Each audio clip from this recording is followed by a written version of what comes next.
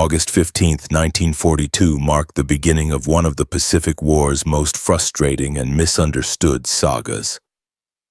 Commander Teao Kurita stood on the bridge of his destroyer in the Solomon Islands, gazing across the moonlit waters of Blackett Strait with growing disdain. Intelligence reports had warned him about the American patrol torpedo boats, their so-called PT boats, but to him, they seemed laughable.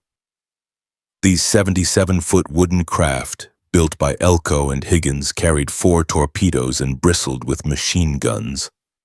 The Americans boasted that they were the cavalry of the seas, fast and deadly. But to Kurita, who had faced the might of American battleships and aircraft carriers, they looked like toys. That night, as another squadron of PT boats screamed across the water, engines howling like wounded animals, Kurita smirked. The Imperial Japanese Navy had endured far worse. Surely these plywood mosquitoes couldn't threaten steel warships. Lieutenant Commander Alan Montgomery, coordinating PT operations from Tulagi, had once shared the same confidence as U.S. Navy propaganda. The boats, capable of over 40 knots, were supposed to harass Japanese convoys, launch lightning-fast torpedo strikes, and vanish into the night.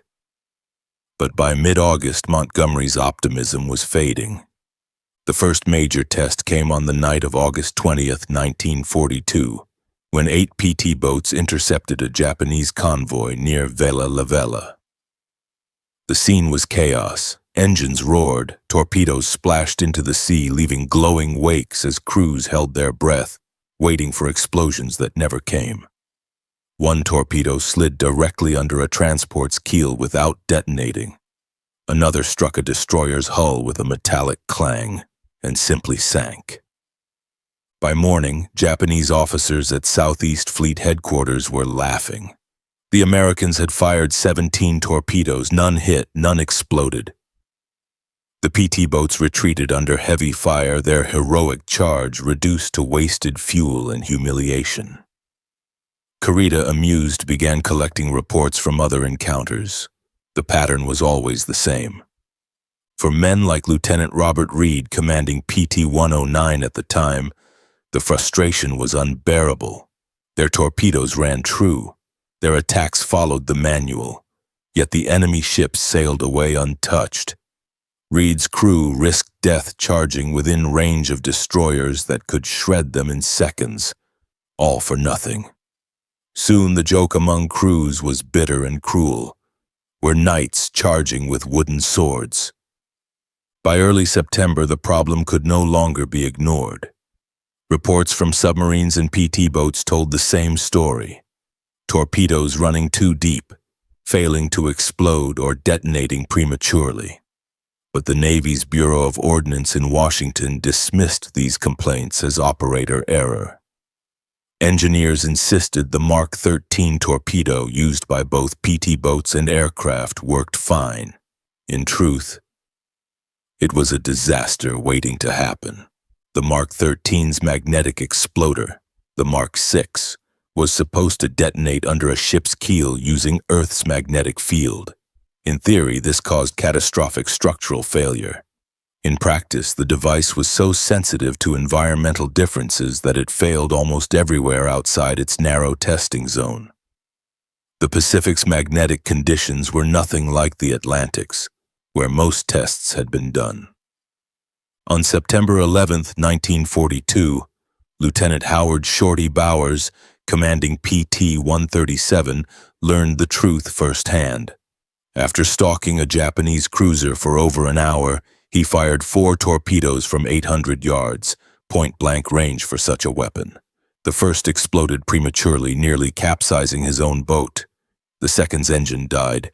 The third zigzagged and vanished into the deep. The fourth struck the cruiser perfectly and failed to explode. Moments later, the Japanese cruiser illuminated PT-137 with searchlights and opened fire. Water erupted in towering geysers around the fleeing American boat. Bowers' engine screamed as the crew escaped. By a miracle, 2 men wounded, morale shattered. By October, Admiral Ernest King finally ordered an investigation. The findings were damning. The Mark 13 torpedo had never been properly tested under combat conditions. Its depth controls were unreliable. Its magnetic detonator was faulty. Even the backup contact exploder often shattered on impact. The U.S. Navy had sent its sailors into battle with defective weapons, and blamed them when those weapons failed. Meanwhile, Japanese intelligence logged the Americans' failures with mockery. Vice Admiral Junichi Kusaka wrote in his diary that American PT boats had fired over 100 torpedoes with almost no result. His staff called their attacks fireworks shows that ended with the PTS racing home empty-handed. By November 1942, PT boats were fighting a different kind of war. Their commanders began using them as floating gun platforms, strafing enemy barges and small ships with heavy machine guns instead of relying on torpedoes that rarely worked. Still, the humiliation lingered. On the night of November 13th, during the bloody naval battle of Guadalcanal, PT boats found themselves caught between burning cruisers and battleships, tracer fire crisscrossing the sea like lightning. Lieutenant Reed's PT-109 fired all 4 of its torpedoes amid the chaos. Not one was confirmed to hit. Japanese records later showed 0 torpedo damage that night. Ensign John Searles of PT-59 captured the despair best in a letter home. "We fire. We pray. We watch the fish run straight and true, and nothing happens." He confessed that sometimes he almost hoped they would miss, because every failed attack meant another chance to live. In December 1942, field crews at Tulagi began modifying the torpedoes themselves, disabling the magnetic exploders and relying only on the fragile contact detonators. The results were slightly better, 5% success, Montgomery calculated bitterly. But that was still 1 hit for every 20 shots fired. To the Japanese, even these improvements were comical. Captain Tamichi Hara of the destroyer Shigure wrote later, "The American mosquito boats attacked often. They were brave, but they were like flies.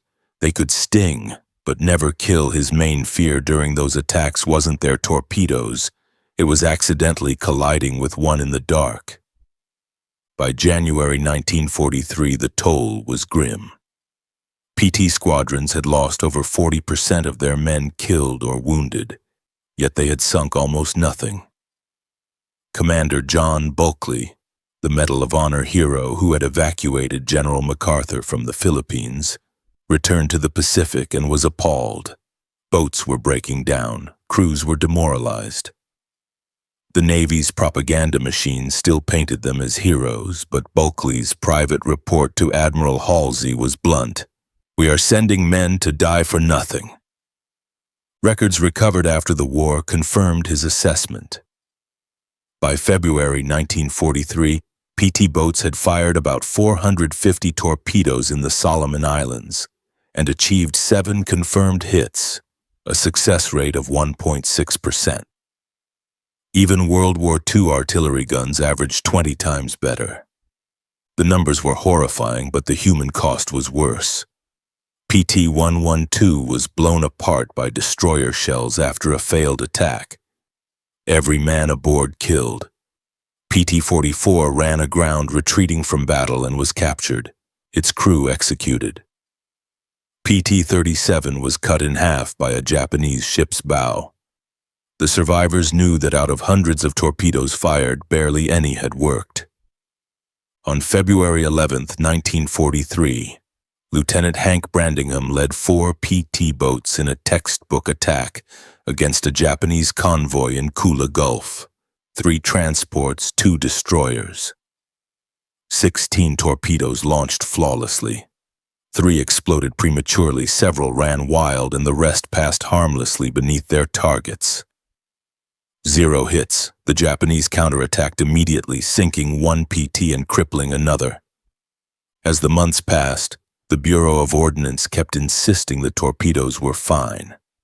The Navy responded with more training, new manuals, and patriotic slogans about courage. None of it fixed the fact that the weapons didn't work. Montgomery, exhausted and angry, began urging the Navy to abandon torpedoes entirely and convert PTS into pure gunboats.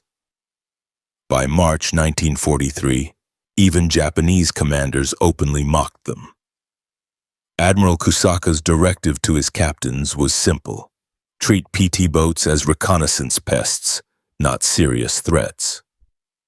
The turning point came not in victory but in tragedy. On August 2, 1943, Lieutenant John F. Kennedy's PT-109 was patrolling Blackett Strait when the Japanese destroyer Amagiri appeared out of the night. Kennedy's boat, idling on one engine to stay quiet, never saw it coming. The Amagiri rammed PT-109 amidships, splitting it in two and killing 2 men instantly. Kennedy and his surviving crew clung to the wreckage, then swam miles to shore. His towing of a wounded man by the life jacket strap clenched in his teeth would make him a war hero and later a president. But the tactical truth was undeniable. PT-109 had never fired a torpedo, never even attacked. It had been destroyed by the very enemy it was supposed to hunt.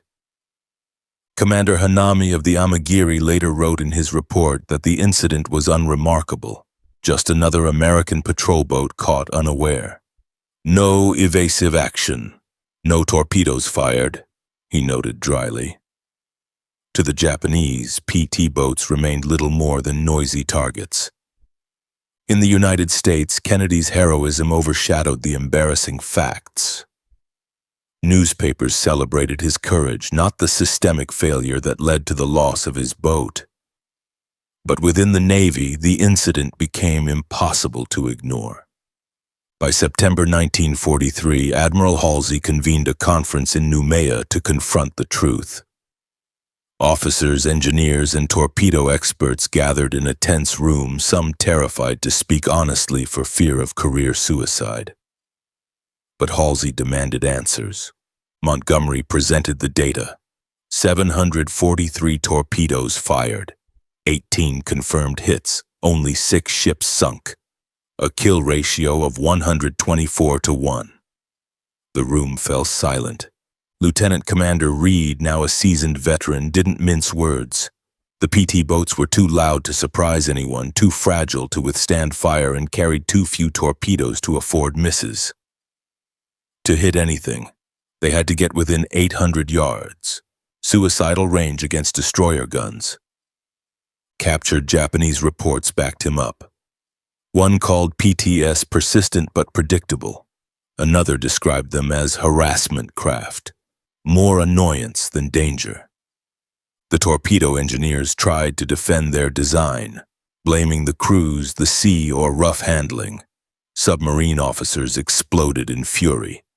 "The same torpedo family works better for us," one shouted. "Yours are worse because your variant was never tested." Admiral Halsey ended the debate with cold finality. PT boats would continue operating, but not as torpedo ships. Their new mission would focus on anti-barge operations, coastal patrol, and close support. In other words, they would become fast gunboats. It was not surrender, it was survival. By late 1943, as the Japanese realized the torpedo attacks had stopped, their analysts were puzzled. Some even wondered if the Americans had run out of torpedoes. In reality, the Americans had simply stopped wasting them. By January 1944, the transformation was complete. The once proud torpedo boats of the U.S. Navy were now something different, leaner, meaner, and armed to the teeth with guns instead of hope.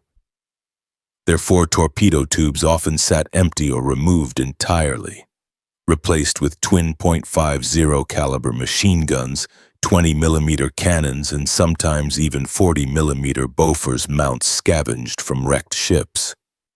The men joked that they'd turned into pirate boats, but beneath the humor was a quiet satisfaction. They were finally dangerous again. In the Solomon Islands, new PT commanders led by Lieutenant Commander Robert Kelly began to use their boats in a radically different way. No more chasing destroyers or cruisers through open water. Instead, they prowled the shallow lagoons at night, ambushing Japanese supply barges trying to sneak food and ammunition to isolated garrisons. These slow, unarmored craft, nicknamed Tokyo Express barges, were easy prey. A few bursts from a 20-millimeter gun could shred them. The PTS would fire, rake the barges with tracers, and fade back into the blackness. For the first time in the war, the crews were racking up kills instead of excuses.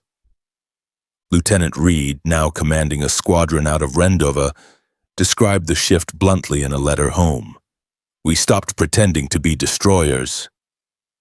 Now we're hunters." His crews moved through mangrove channels in near silence, guided only by moonlight and instinct. Sometimes they stumbled onto Japanese barges by smell, the stench of diesel fuel and fish, before a single round was fired. These close encounters turned PT warfare into something primal and personal, a knife fight on water. Still, the memory of failure haunted them. When new replacement crews arrived fresh from training, veterans told them stories about 1942, the torpedoes that didn't work, the missions that got men killed for nothing. The arrogance of Washington bureaucrats who refused to listen. It became almost a superstition. Before every patrol, someone would tap the deck 3 times and mutter, "Let them work tonight." Even though no one carried torpedoes anymore, the Mark 13, once the pride of the Bureau of Ordnance, became a symbol of betrayal. Engineers back in the States eventually discovered the full extent of its flaws. The detonators misaligned, depth control valves sticking open, and magnetic triggers so sensitive they sometimes exploded just from turbulence. Fixes finally began in late 1943, too late for hundreds of lost sailors. The redesign included a new airtail ring for stability, improved contact pistols, and a thicker casing that could survive high-speed impacts. The modified torpedoes, nicknamed hot runs, were issued to aircraft first, Avengers and Catalinas, before PTs got them months later. By the time they arrived, the PTS had already moved on from torpedoes entirely. Meanwhile, the Japanese Navy, once contemptuous of the small American boats, was beginning to suffer. Their once dominant destroyer fleet was dwindling under relentless air attack. With their supply lines collapsing, they started using smaller craft to ferry troops and cargo under cover of darkness. The very targets PTs now specialized in destroying. It was a bitter irony. The Americans finally found their purpose by fighting an enemy who no longer had anything left worth torpedoing. In May 1944, during the campaign in New Guinea, PT boats became the scourge of Japanese logistics. They struck at night, guns blazing, their wakes glowing faintly in the phosphorescent water. Entire barge convoys were obliterated before they could beach. Japanese soldiers learned to fear the distinctive roar of PT engines, the deep, uneven rumble of 3 Packard 512 tearing across the sea. What had once been a laughable nuisance was now a nightmare that came from the dark and vanished before sunrise. Reports from captured Japanese officers revealed the shift in perception. One interrogation transcript read, "The small American boats attack swiftly, fire many guns, and disappear before we can reply. We call them Black Death on the water." By the summer of 1944, the Navy's public image of PT boats had changed too. No longer advertised as torpedo nights, they were now fast attack patrols, the unsung workhorses of the island campaigns. At the same time, the Bureau of Ordnance quietly retracted its earlier statements denying torpedo defects. The new Mark 13, finally reliable, were now killing ships in record numbers, but mostly from the air. The PTS, scarred by experience, had learned not to trust them again. Lieutenant Hank Brandingham's squadron was one of the few to receive the new batch. On July 10, 1944, he tested them against a Japanese destroyer escort off Halmahera. At 900 yards, 2 torpedoes struck home.